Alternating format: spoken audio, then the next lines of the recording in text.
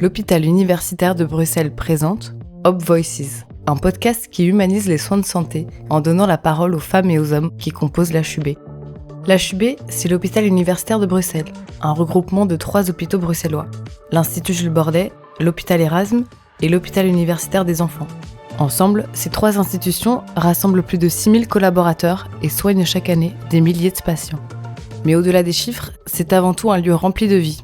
On y croise des patients courageux, des proches soucieux, des chercheurs ambitieux et des infirmières radieuses.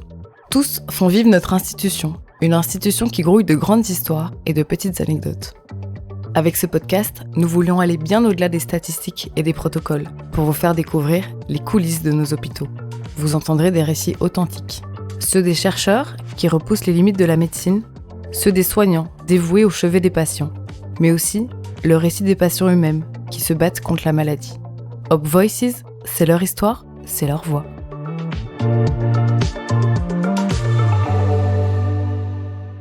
Tu préfères aller en dialyse ou à l'école ? En dialyse. Ah, pourquoi ? Parce qu'on dialyse. Est-ce que t'as des copains à l'école, Goktu ? La Vanessa, il y a Christina Bélé, Manu. Je m'appelle Sarah, je suis infirmière et je suis actuellement en train de faire ma spécialisation en pédiatrie et néonatologie. Dans ce cadre, j'ai eu la chance de venir faire un stage à l'UDERF, à l'hôpital universitaire des enfants. À l'UDERF, il y a l'unique centre de dialyse de Belgique qui suit les enfants avec une insuffisance rénale. Dans ce cadre, j'ai pu rencontrer Goktu et je me suis intéressée à son cas. Je voulais savoir comment ça se passe quand on a besoin d'aller à l'école, qu'on a 3 ans, mais qu'on a des dialyses 5 fois par semaine. Alors voilà, ce podcast raconte son histoire.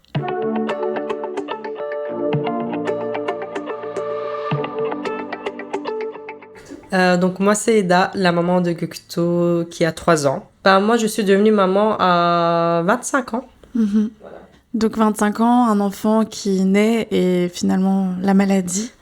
Voilà, donc on était des jeunes parents. Donc avec mon mari, on se connaissait depuis très longtemps. Donc on a fait les études ensemble. Puis on a décidé de se marier. Tout allait très bien. On faisait des voyages. Puis après on a décidé d'avoir un enfant. Il est né, donc tout se passe bien. Et puis après à 6 mois, pop, une prise de sang. Et voilà, donc il a une maladie. Goktu est atteint d'une maladie grave qui est hyperoxalurie primitive. C'est une maladie qui impacte le foie au départ, où le foie produit une substance toxique vers les autres organes, notamment les reins en premier, puis le cœur, les os, les yeux. C'est quand même une maladie très grave et donc qui doit être prise en charge très très tôt. Donc normalement, il a cette maladie depuis la naissance, mais à la naissance, on ne sait pas détecter cette maladie malheureusement. C'est vraiment en fait au cours des premiers mois de la vie qu'on détecte avec le temps, mais c'est toujours un peu trop tard malheureusement. On était au stade terminal pour ses reins. Du coup, ses reins étaient remplis de cristaux à ces 6 mois. Et donc, c'était direction les soins intensifs directement.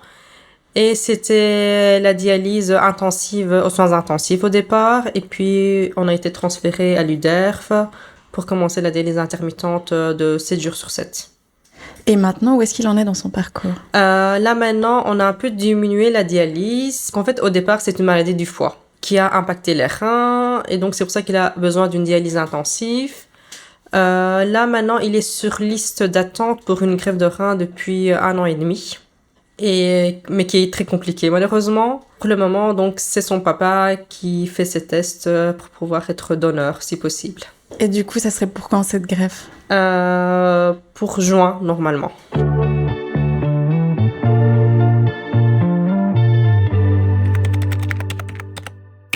L'hyperoxalurie primaire, c'est une maladie qui est liée au foie.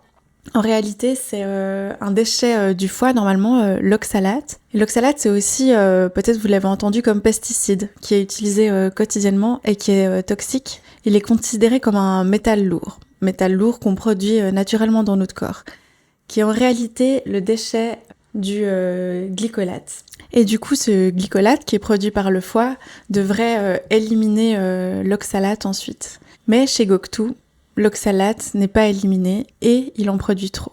Et l'oxalate va alors se déposer sur tous les organes du corps.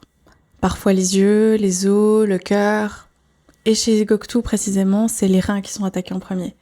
Généralement, c'est les reins qui vont créer les premiers symptômes, avec une insuffisance rénale. Chez Goktu, elle a été prise en charge au stade d'insuffisance rénale terminale. C'est pour ça qu'il a dû suivre un traitement de dialyse d'abord intensive, aux soins intensifs, puis tous les jours, et maintenant jusqu'à 5 fois par jour. Parce que sans dialyse, il ne survit pas. D'ailleurs, quand il arrivait aux soins intensifs, en réalité, il était au bord de la mort. Au moment où ça a été diagnostiqué, le pronostic était vraiment mauvais. C'est des enfants qui vont se retrouver en situation de handicap vers l'adolescence, avec des difficultés à marcher, à parler, parfois des troubles du rythme cardiaque. Mais heureusement, 2022, le miracle de la science, on trouve un nouveau traitement qui s'appelle Oxlumo. C'est un traitement qu'il va devoir faire tous les 3 mois en sous-cutané, une injection dans la cuisse. Et grâce à ça, il empêche le foie de détruire le glycolate pour empêcher justement qu'il y ait de l'oxalate dans son corps. Alors il en a toujours un peu plus que la moyenne, mais pas mortel. Et peut-être même qu'il n'aura pas d'autres troubles que troubles rénals. Et c'est pour ça que grâce à ce traitement, c'est des enfants qu'on pourra maintenant greffer uniquement du rein. À l'époque, c'était des patients qu'on devait greffer et du foie et des reins. Donc vraiment une prise en charge extrêmement lourde, parfois avec des rejets de greffe et tout ce qui s'ensuit. Donc c'est une révolution pour Goktu et pour tous les patients qui sont atteints de cette maladie extrêmement rare.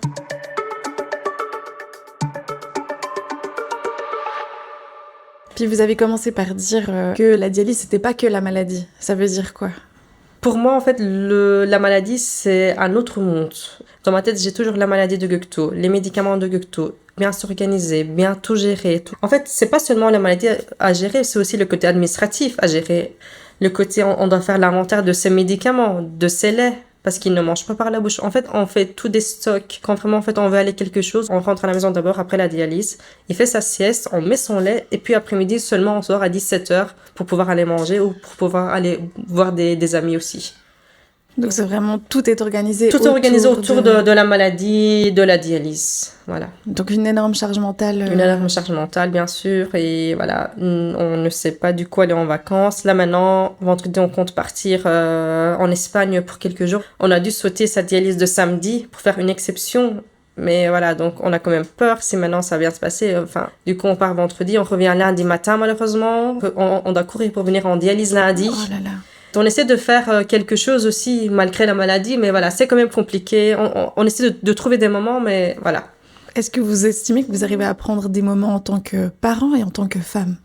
On essaie parce que, heureusement qu'on a les parents qui nous aident beaucoup, qui nous soutiennent beaucoup. Donc, ma maman, mes beaux-parents, donc de chaque côté, ils sont toujours là pour nous depuis le début. Et donc, on s'est laissé Goktu chez ses grands-parents pour aller prendre un verre avec le papa ou même le laisser dormir un peu parfois le week-end. Et comme ça, nous, on peut se reposer aussi à la maison.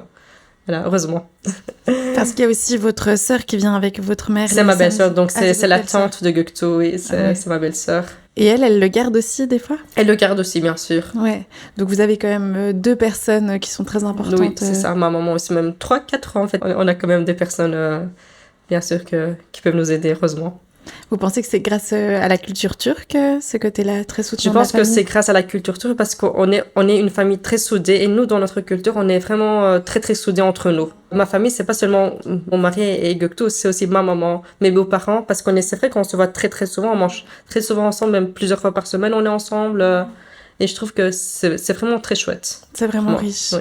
Vous avez des ressources familiales très importantes. Je trouve que c'est comme très très important de s'entraider, surtout dans une maladie, on le sent. Je me dis heureusement qu'on a les parents. Oui, tout à fait. C'est très beau.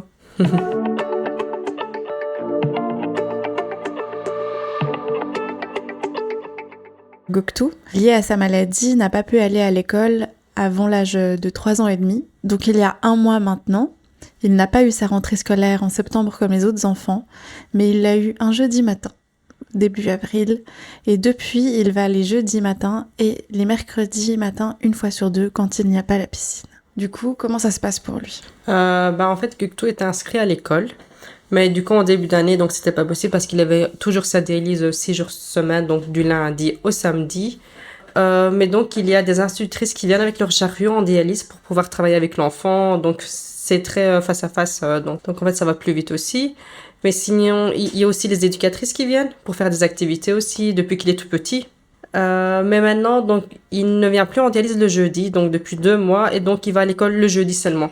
Jeudi en matinée, mais du coup, je dois le prendre à midi pour pouvoir faire sa nutrition parce que Göktuğ est un enfant qui ne mange pas par la bouche, et donc il s'alimente via une pompe. Donc moi, je dois aller chercher à midi à l'école pour pouvoir le prendre à la maison pour pouvoir lui mettre sa nutrition. Et est-ce qu'ils vous ont posé des questions par rapport à son cathéter central? Parce que du coup, juste en fait, le premier jour, en fait, j'ai appelé l'école, j'ai dit, est-ce que je pourrais le mettre maintenant le jeudi parce qu'il ne vient plus en dialyse? On m'a dit, ok, est-ce qu'on doit mettre quelque chose en place? J'ai dit, on ne doit rien mettre en place parce qu'en fait, je vais tout gérer moi après à la maison pour sa nutrition et avant d'aller à l'école aussi. Mais donc, j'ai bien prévenu l'institutrice comme quoi il avait un cathéter qu'il ne pouvait pas mouiller, qu'il ne pouvait pas toucher et qu'il avait aussi un bouton de gastrostomie ou qu'il ne pouvait pas chipoter. On ne pouvait pas lui donner un coup ou alors le bousculer, bien sûr, parce que sinon, en fait, il risque de se faire mal aussi avec. Et est-ce que ça a pu faire peur aux enseignants? Pas du tout. Mais en fait, ils ont bien pris mon numéro. Et donc, à chaque fois, en fait, quand il se passe quelque chose, on m'appelle directement pour me poser des questions. Il est tombé, alors est-ce qu'on fait venir le chercher? Alors, je dis soit oui, soit non. Il n'y a pas de problème, voilà. Et comment vous percevez le développement de Göktuğ?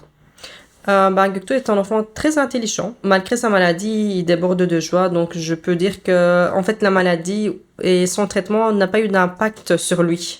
Son développement, son psychosocial ou motricité, on n'a pas eu de soucis. Est-ce que ça vous a traversé l'esprit que ça puisse mal se passer ou est-ce que vous avez eu peur que son développement ne se passe pas normalement? Oui, et surtout qu'au début, on avait beaucoup d'anxiété, enfin, on avait peur quand même parce que je ne savais pas si mon fils pouvait marcher parce qu'au départ, on nous dit qu'en fait, c'est une maladie qui impacte les os, le cœur.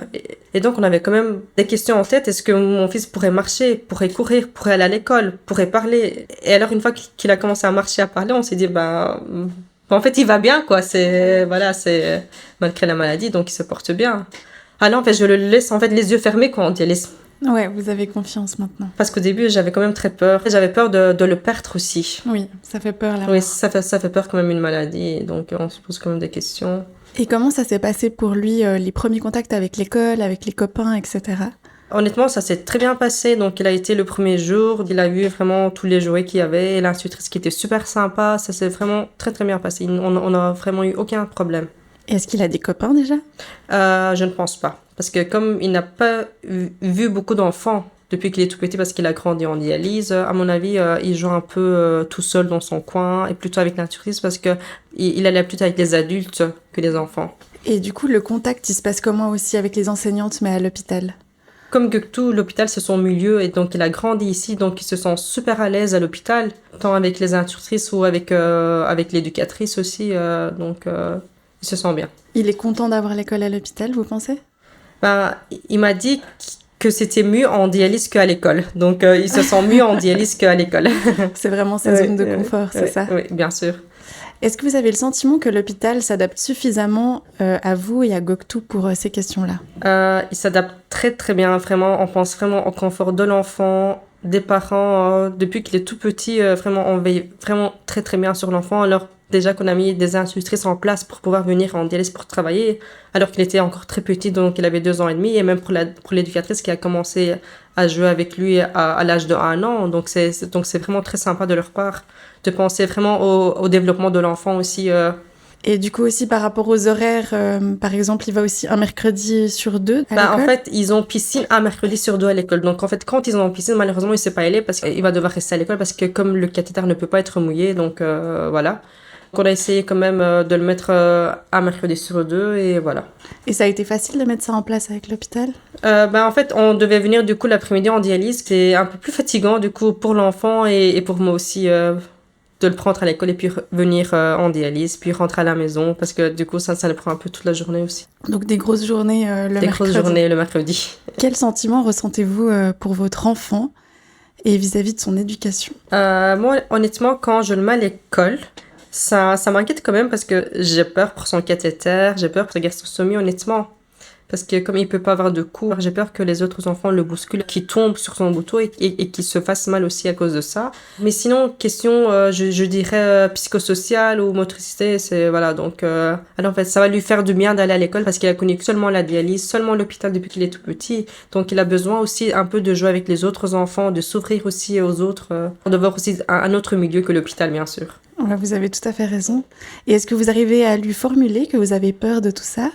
Je ne lui dis pas, alors je lui dis toujours qu'en fait ça va bien se passer à l'école et même lui en fait il y va vraiment tranquille et il veut y aller à l'école. Et lui, est-ce qu'il a peur, vous pensez, de tout ça? Je ne pense pas qu'il ait peur, non. C'est vrai que j'ai l'impression qu'il est assez sécure. Depuis qu'il est tout petit, on l'a toujours habitué à son cathéter, on l'a toujours parlé alors qu'il ne pouvait pas toucher non plus son cathéter ni son bouton, donc il a grandi comme ça et voilà, donc il sait qu'il ne doit pas toucher, qu'il ne doit pas chipoter avec tout ça. Il comprend les choses, on va dire. Ouais, ça se voit. Il est très vif comme enfant. Et puis, enfin, le plus important pour moi, comment souhaitez-vous être soulagé en tant que parent par rapport à toutes ces prises en charge qui peuvent être lourdes? Moi, je dirais que là maintenant, ce sont les vacances scolaires. Donc, ça aurait été mieux de mettre en place peut-être des bénévoles pendant les vacances parce que c'est vrai que quand ce sont les vacances, on est tout le temps avec l'enfant. Alors, on ne sait même pas sortir peut-être pour boire un café parce que parfois, c'est compliqué aussi de trouver une infirmière qui est disponible pour rester près de l'enfant ou alors une autre personne de l'équipe.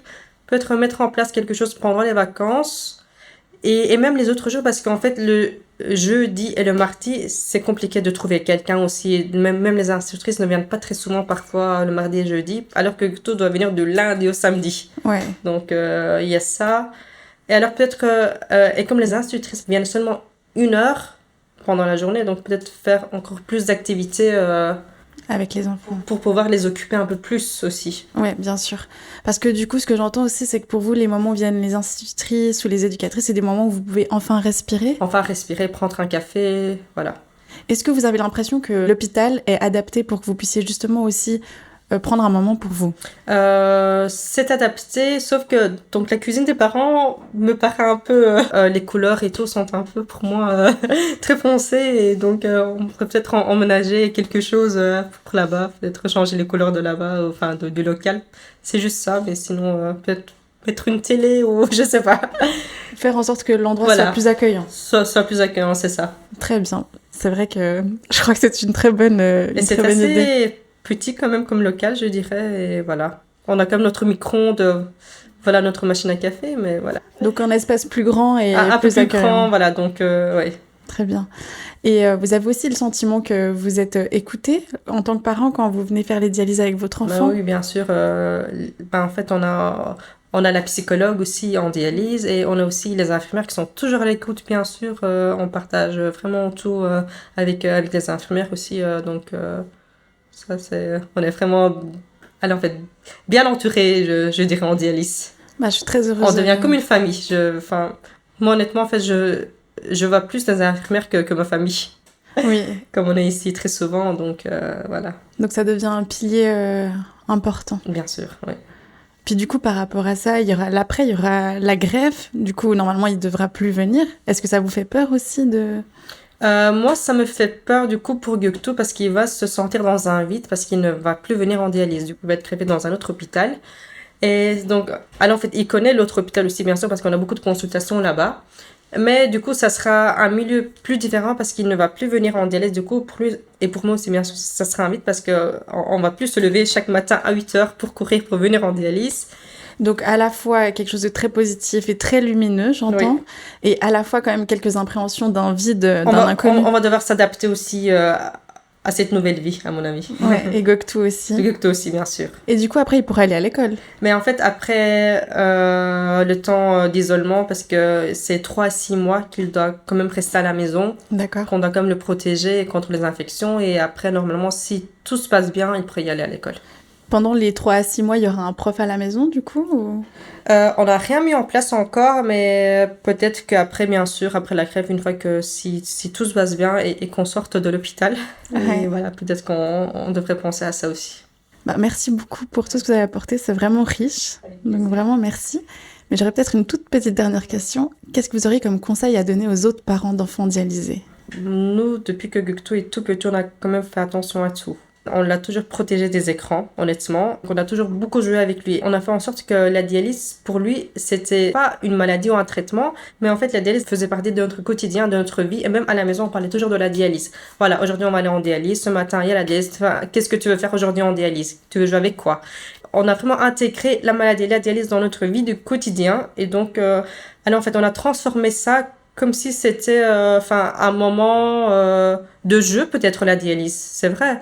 Et donc, c'est pour ça que Göktuğ se sent tellement bien en dialyse parce qu'il aime bien venir en dialyse. Il aime bien jouer avec ses jouets. Il aime bien ce lieu.